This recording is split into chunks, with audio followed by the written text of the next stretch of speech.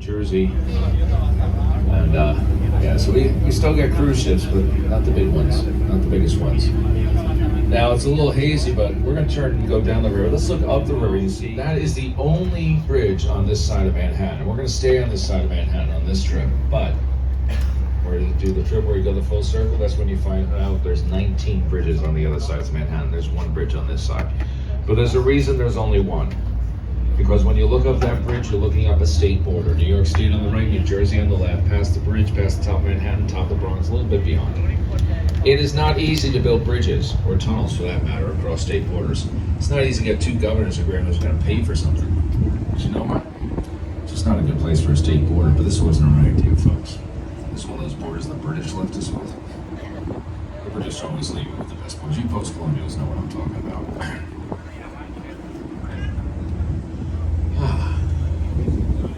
Oh, you might want to brace yourself because in a moment you might feel a little bummed. Why is that? Well, look at the ferry port. And see in the middle of the ferry port, you got those old Hudson River, because in 1609, Henry Hudson, he was an English explorer in the employ of the Dutch. He sailed up this river, barely stopping at the Isle of Manhattan on this trip, because he had not come here to start a colony. No, Henry Hudson had come here to find a quick and easy passage to India. Well, he found the Hudson River, which was that's a quick and easy passage to India. Which was basically a failure. But they gave the Dutch a claim. 15 years later, they came back and they put that claimed everything you see all around you. That was New Netherlands. And they centered it all. They put their first colonial city up, New Amsterdam. And that's what became the city of New York. And the Hudson River was a pretty quiet river in the colonial days. The Dutch didn't really come here to set up shipping. It was only industrial, building residential buildings where no one wanted to live. And we're taking elements of the old industrial waterfront and repurposing them. So the Chelsea Piers complex on the left now, all about shipping through 1982. Now it's restaurants, sporting facilities. See the guys in the little boxes in the back of that big cage where you hit this boat with golf balls, so watch your heads. And TV production facilities. In fact, in areas where they used to shoot the interiors for law. So you see that. They still shoot law in order, SVU. Well, now the big new seasons of law in order. Because we figured we still got like 3 bushes in Central Parkway. We still got money under yet, so we're not done.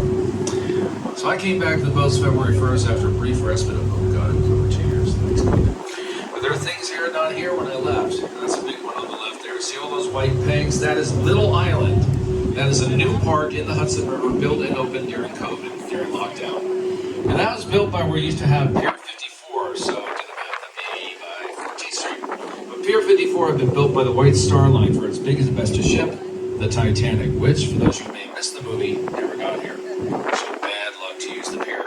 Very bad luck for the White Star Line. They probably went out of business. After they sold their stuff, Cunard Shipping bought the pier and did nothing with it for 3 years because, you know, bad luck. It's just get in your car and drive Lincoln Tunnel, right? You ever tried doing that during rush hour?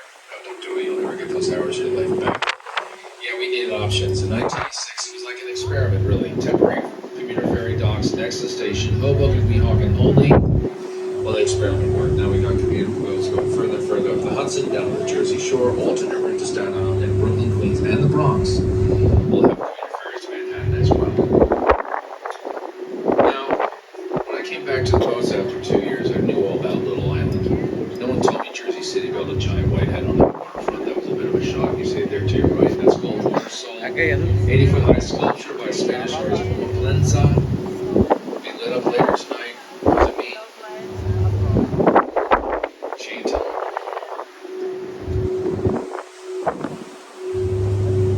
I think it means I saw Little Island. See the diagonal lines on number 1. This might suggest the 2 4-sided twin towers come together into one 8-sided structure.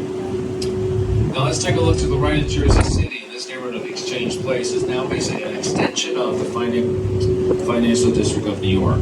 Yes, like we used to have the port on both sides for both states. Now the financial district is on both sides for both states. But that's not why they call the neighborhood Exchange Place. Sounds like it should be. That's what they called the neighborhood over 100 years ago. The oldest of buildings you see there from the 1990s was newer than that. So why do we call this Exchange Place? 100 years ago, what did we have? 4 terminals like in Hoboken, several more. We changed where a train to boat. But that old waterfront is gone.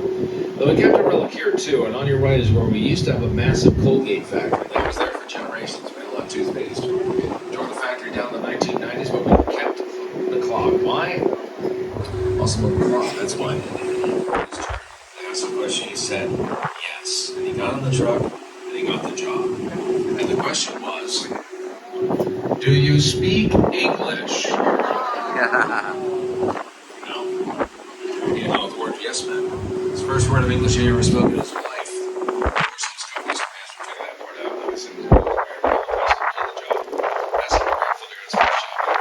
Yes, and so I got this job.